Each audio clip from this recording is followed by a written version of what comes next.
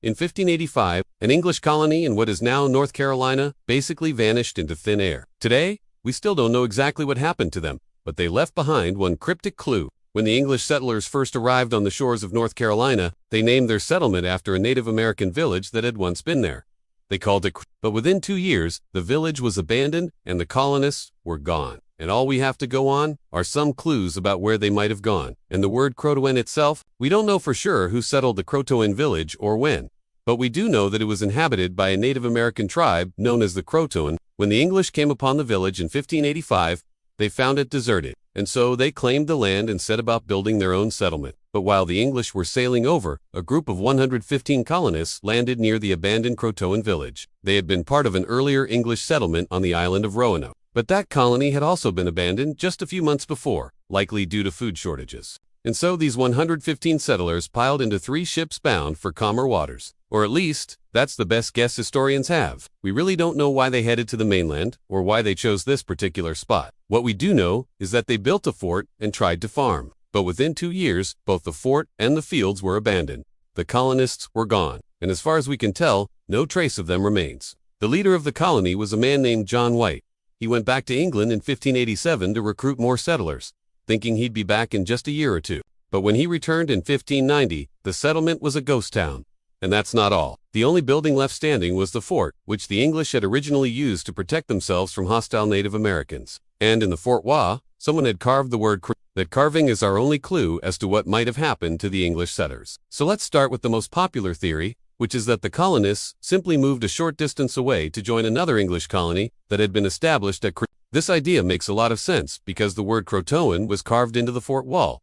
But there's a big problem with it. You see, when White returned to Croatoan, he brought supplies with him. And if the colonists had simply moved to another settlement, they would have had to carry all their stuff, like barrels of biscuits, beads, blankets, and more. It would have been an enormous undertaking, especially considering that he only had 115 colonists to work with. Also, the next time we know for sure that any English settlers were in the area was in 1607 when an English explorer named George Popham tried to re-establish a colony on the mainland. And he chose a location about 48 kilometers from the site of the lost colony. But while Popham was sailing around the coast looking for a good place to put his new settlement, he noticed that the local natives told stories of a recent inland migration of people from a foreign land, people who looked just like him. So it's possible that Popham was actually close to the lost colony, but he never found it. Another reason he didn't find it is that it may have been destroyed in a storm. There's evidence that a hurricane hit the area shortly after White sailed back to England. Storms like that could destroy an entire settlement in an instant. And if the colonists were killed or injured,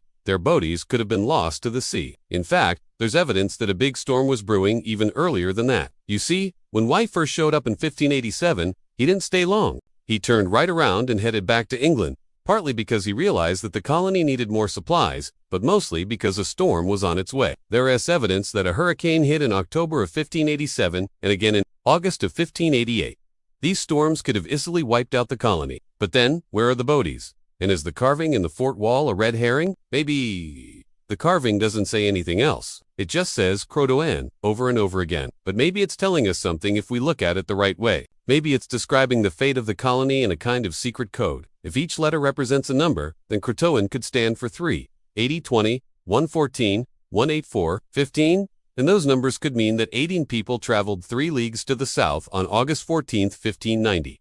Or maybe that's not a coincidence. Maybe the people who carved the letters were trying to send a message to anyone who found the fort afterwards. It's also possible that the carving is nothing more than a cipher. If the letters are just a random assortment of characters, then the whole thing could be a kind of coded message. The real location of the lost colony could be encoded in the arrangement of the letters. One of the most popular ideas is that the carving is describing a star map. Each letter tells us how many degrees away from the North Star you should travel in a certain direction to find the lost colony. But there's a problem with this idea. You see, the North Star isn't always in the same place. As the Earth wobbles on its axis over very long periods of time, different stars will take the North Star's place. So unless the people who carved the letters knew exactly when White would return, the map wouldn't be useful. What about the Native Americans who lived in the area? Could they have had something to do with the disappearance of the colonists? Well, when John White was in the area, he made alliances with some of the native tribes, so it's unlikely that they would have turned on him. But the Native Americans who lived farther south had been in conflict with the colonists at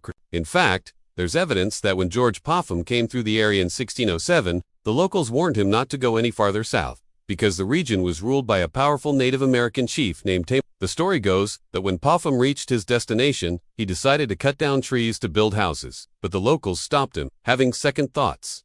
He listened and heeded their warning and turned back, but when he passed by the abandoned fort, he noticed that it was missing one wall section, and we think we know where it went. See, the English fort was made of wood and earth, but when the English left, the fort was occupied by a group of Native Americans from a village nearby. Eventually, the fort was completely destroyed, and its timbers were probably used to build houses and other structures in the village. This may sound like a small detail, but it was actually a big deal because the fort's missing wall section turned up in a Native American village about 110 kilometers south of the fort. And in that village, archaeologists found evidence that people from the lost colony were living alongside the locals. For one, they found European tools, furniture, bricks, and more. They also found skeletal remains, and DNA analysis suggests that some of the individuals were immigrants from Western Europe. And when the archaeologists excavated one of the houses, they found a pipe with the initials LU carved on it. That may not seem like much, but we know that initials were a common way of signing documents back in the 1500s, and we know that the person whose initials these are, Elizabeth Lawson, was one of the English settlers who arrived in 1587.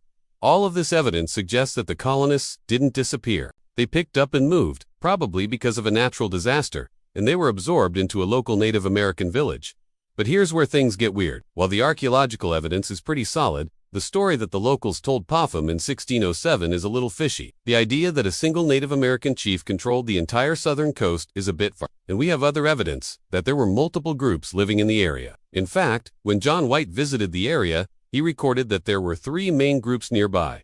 The Croatoan. It's possible that when the English arrived, there were only two distinct Native American cultures in the area, the Croatoan and the. But when the colonists carved the word Croatoan into the fort wall, they may have been referring to both groups collectively. In other words, instead of saying Croatoan, they may have been saying something like Croatoan and or Croatan, which is a combination of the two words. Over time, the word may have morphed into Croatoan, especially since the word was written down by people who had likely never even heard of the sect. Whatever happened, the colonists didn't disappear. They were absorbed into several local Native American villages, and they may have contributed to the culture and history of the southeastern United States in ways that we never know about. Thanks for watching this episode. We've made thousands of educational videos over the years, and we've been able to offer them for free because of our patrons. So to all of our patrons, thank you for what you do to make this happen. If you're not a patron, but you want to learn more about what that means, you can go to our support page